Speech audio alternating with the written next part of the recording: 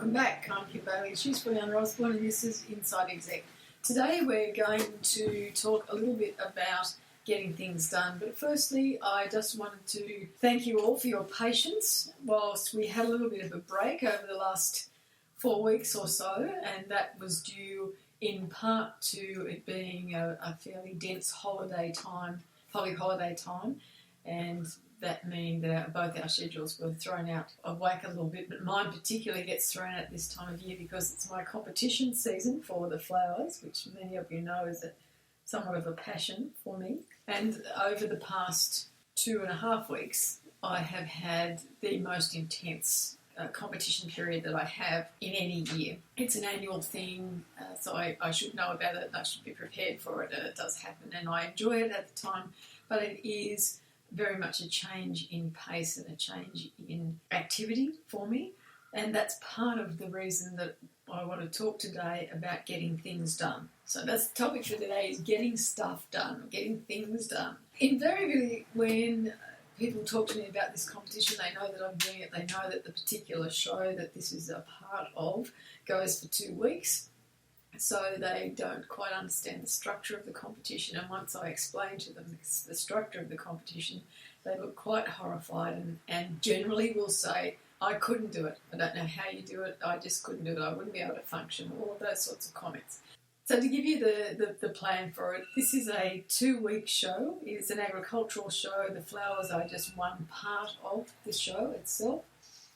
And there is also a competition that precedes the formal part of that 2 weeks. So we have a competition that is called the National Designers Competition. It's an invitation-only competition.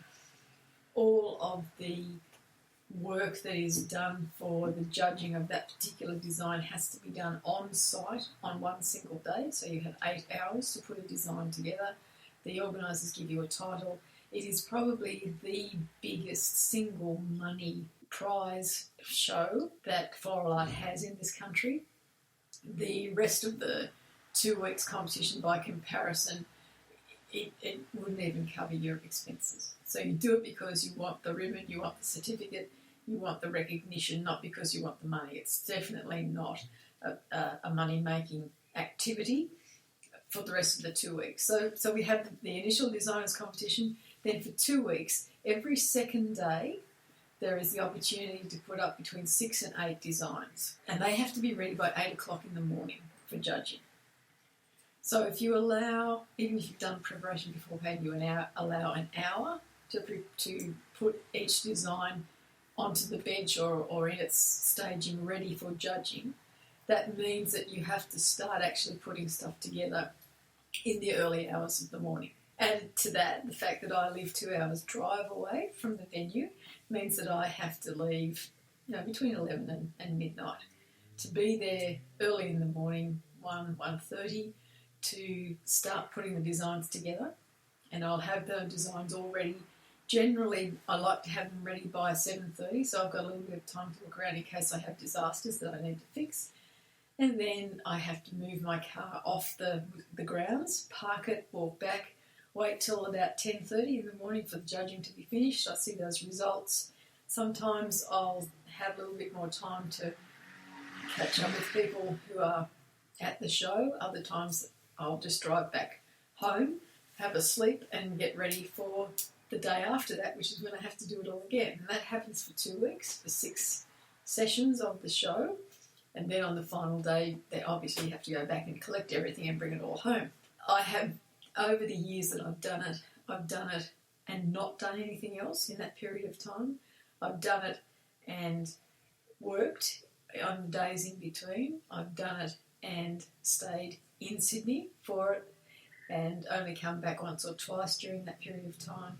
I've done it and I've run a retail business all at the same time. So I've actually come back on that same day of competition and worked in the shop in the afternoon and the next day until I was ready to go down that night before. So all of those variations of working this particular methodology for 2 weeks, yes, it's hard. Yes, I get tired, and I do get all of the symptoms of sleep deprivation by the end of the 2 weeks. But it's worth it. For me, it's worth it. It's worth it in terms of actually being able to do that for 2 weeks of the year. It's only 2 weeks of the year, so it's not that I have to maintain it for any period of time. It's not a working pattern. It is a choice I make, so I have to not complain about the fact that this might be a bit inconvenient or uncomfortable or unpleasant because I have chosen to do this. I think that it's an interesting analogy that we can draw to the work situation. You know, if you've got a project that you really want to get done, that you really want to finish, and you've got a team that are fired up and committed as well, they will do anything. You will all do anything that you have to do to get it done. I agree. So if I continue with that analogy, Kim mentioned on top of doing that, she ran her business at one point. She was doing other work, or she decided to focus solely. When you are in a project situation, you still got to do business as usual business. You still got your family commitments. You still got your social calendar. You still got, if you're into sport or fitness, etc. So they're very, very, very comparable. I think the thing that we really should remind ourselves of, it's what Kim said to her. She's saying it's not a chore, it's a choice. So is the project. You might not have chose the project, but you chose to work, and you chose to work on this particular initiative because you are in that environment, or you've got the technical skills, whatever. And if we keep focusing on the outcome... I think, yes. So I do it for the recognition. You want the recognition in your workplace. You want the recognition of having worked on this project, or having provided this solution, or having innovated this particular process, whatever it is. It's recognition. I think we all, despite the fact that we will oftentimes say it would be nice to be paid for these things, but if you weren't being paid and other things were catered for in terms of the finances, you'd still do it for the recognition. Yes, and that fulfillment. I think when you were talking, Kim, about the ribbon, you're talking about the certificate. What's behind that is the achievement, feeling of achievement, of being best at this, it's best also in part class. Of filling up the wall. I've got this wall that's got like blank spaces, so I need more. I don't think so.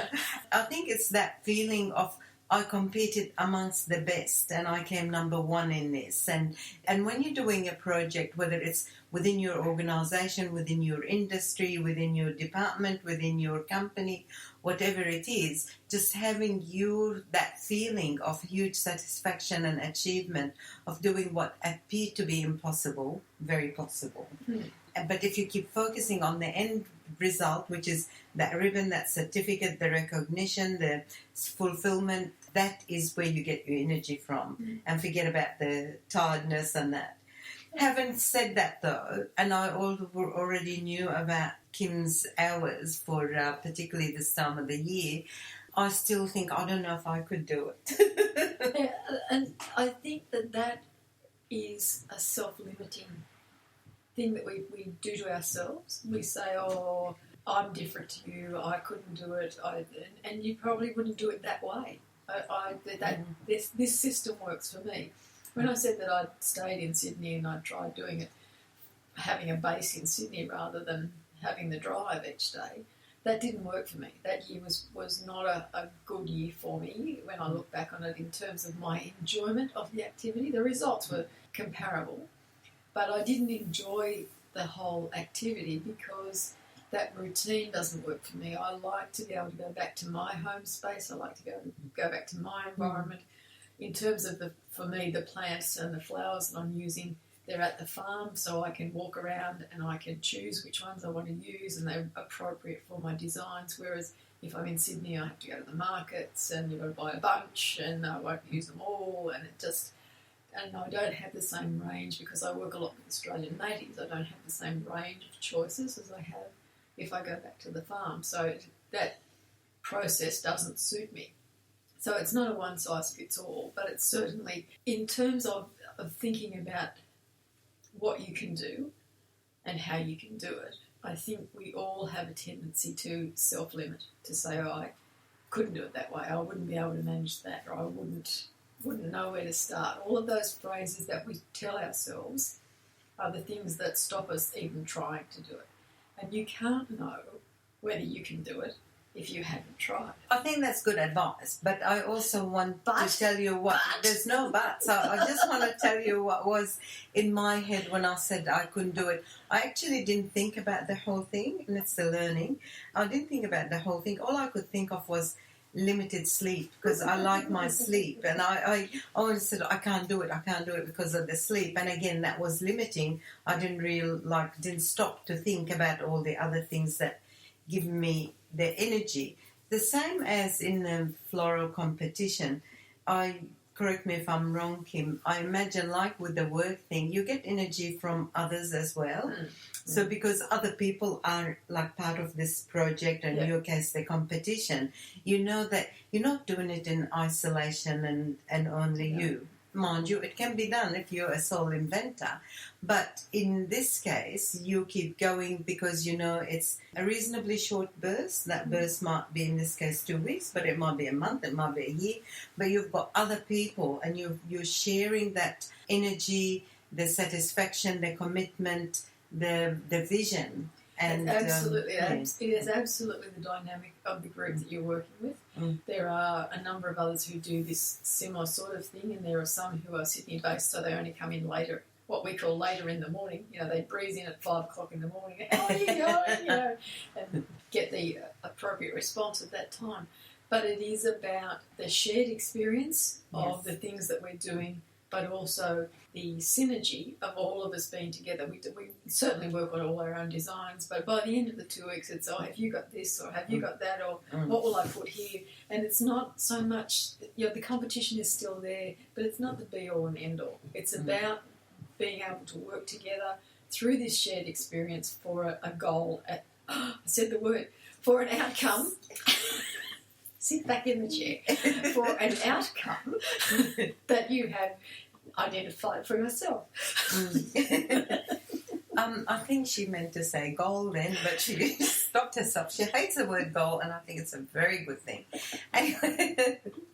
I don't hate the idea of them. We will talk about that another day. Yes. But it's just the word that I find distracting. Well, what we're talking about then is about getting things done, and again, the planning, the organising, the setting of a vision, the achievement, all these are good. But must always remember, no matter what, whether it's a project where things are going wrong, like Kim said, in her world of competition, not getting the right material or counting on this particular species of flower or a shrub, and then it died on her, or she couldn't get it, or it didn't get through customs when she's competing overseas. So in that sense, that happens in projects. You do have obstacles, you do have things that unexpected things, and you do have contingencies. But at the end of the day, you do have some surprises, and some of them are not nice. You should try and have fun with it, knowing that it is going to happen, and it might happen no matter what you do. And I liken it a bit, I'm not a bit silly, but I liken it a bit to travel. It's a bit unrealistic to think that you're going to go on a trip and that you're going to have it mapped to the finest degree and everything is going to go like clockwork. There'll be one or two things. You might miss a bus. You might just misjudge the distance or whatever it is. That is part of the adventure after all. And it is part, if you focus on it as an adventure and fun, a challenge that gives you even more satisfaction at the end, I think you continue with the energy. It's interesting too that when things do go wrong and they can't be fixed, your reaction to them can often be a learning experience for the rest of the team and an insight into the team dynamic and as I said, your interactions with the rest of the team. In last year's competition, I had a large design piece, so we're talking metres square, 2 metres high, and I had planned and prepared it, as is my way, beforehand, and tested it out the structure, not putting the plant material in, but tested out the structure, the supporting structure, got it down to Sydney, started to put it together, and it just wouldn't go together the way it was supposed to, and all of the pieces were marked, and I probably worked on it for nearly an hour trying to put it together. I was running out of time to have, this was the last design that I had to put together ready for judging. I was running out of time. I knew that if I didn't get it together in the next 10 minutes or so, I wouldn't have time to put the rest of the plant material in and have it ready for judging. And I got to a point where I thought, this is just not worth it. It's not worth the stress that this is causing me to try and make this happen. I will just not have this entry here.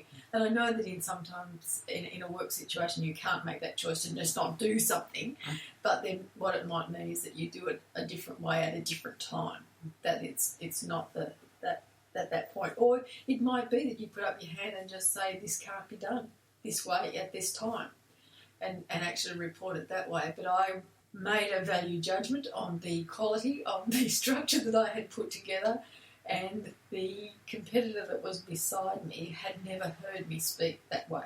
Mm-hmm. And it, to this day, remains an enduring story that she tells about how she learned that I was a human being and that I might actually have emotions, because she had only ever before seen me methodically put together designs, win prizes, everything run smoothly.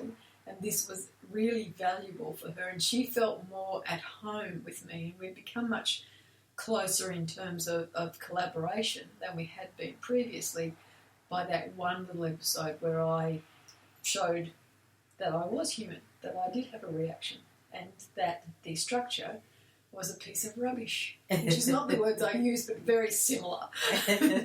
And it has become, the abbreviation of it has now become a standard word that we use when a design is not working. And so she actually had the opportunity to use it on some of the things that she did this year. So I've contributed to the education of the floral art world in that sense. Very good.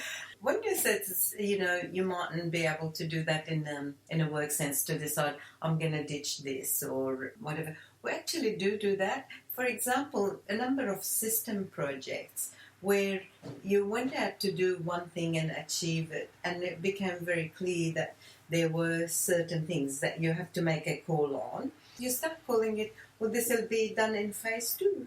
It'll be done in phase 3. So it is doable, and it's not giving up. It is just a timing and a staging of it.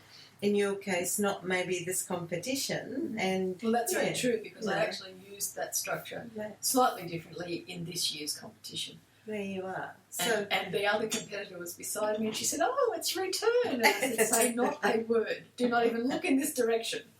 But we do have fun. I think the takeaways for me, for all of you listening today out of this, is that when you've got this kind of commitment that you have chosen to make, or you have to make, that you plan for it, and you plan for all of the things that need to happen around it, and that you recognise that when things do go wrong, it is not the end of the world, and that at the end of it, as I always say, you celebrate the fact that you have done it, regardless of the outcome, and I'll tell you the results in a minute, but regardless of the outcome, you celebrate the fact that you have met that commitment that you made, and that you have learned in the process, which you will have if you think about it, and that you don't limit yourself by saying, I couldn't, I can't, I won't be able to do any of these things.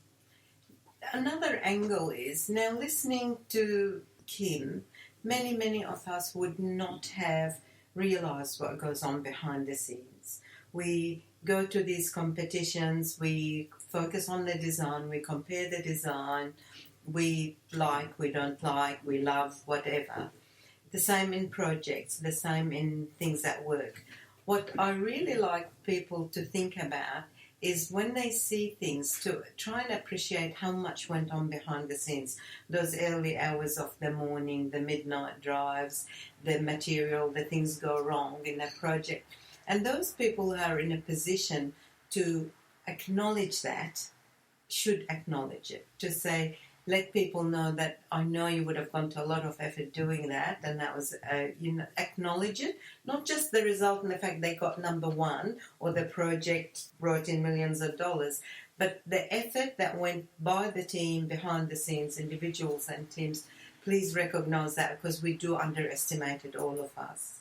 All right, so just for the record, the results out of Sydney were that I got 6 firsts, 9 seconds, 7 thirds, and a highly commended.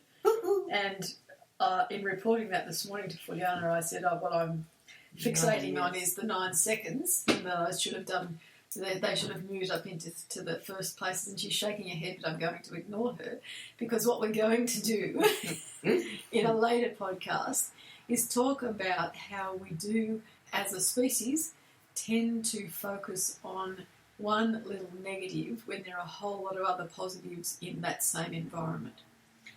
I very much look forward to that because I'm still shaking my head. So we'll leave her shaking her head because that means she's not eating anything at the same time. Oh. I got the last shot. Yes, I can do it. Thanks for being with us today. I'm Kim Bailey. She's Fulyana Osborne, and this is Inside Exec.